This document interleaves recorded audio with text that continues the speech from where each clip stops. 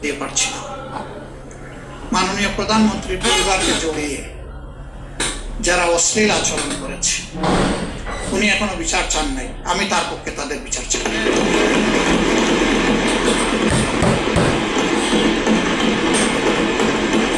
ওনার মেয়ে, আল্লাহ তাআলা আমাকেও দুইটা মেয়ে সন্তান দান করেছেন, আমার মেয়ে। ওনার মেয়ের সম্মান মানে আমার মেয়ের সম্মান, মানে আমাদের মেয়ের সম্মান।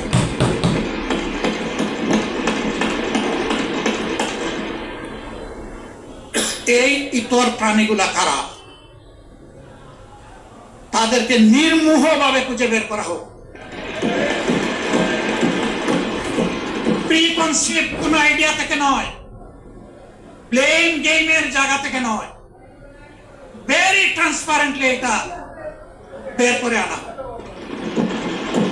আমার নিজের দুঃখের কথা নাই বললাম, একটা মানুষ বয়স হওয়া পর্যন্ত সবসময় গায়ে কাপড় রাখার চেষ্টা করেছি।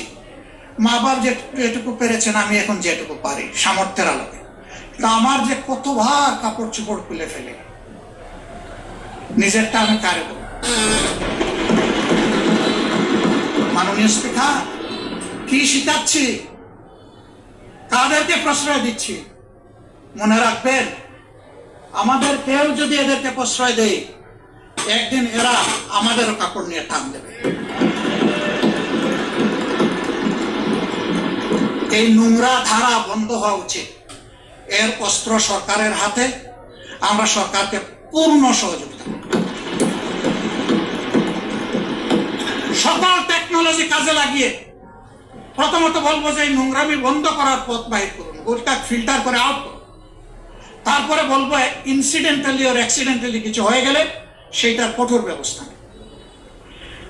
আমি সংসদ সদস্যরা দুজন দাঁড়িয়ে তাদের নিরাপত্তা চেয়েছেন, আমি খুশি হতাম তারা যদি বলতেন আমরা আমাদের নিরাপত্তা চাই না, আমরা 20 কোটি মানুষের নিরাপত্তা চাই।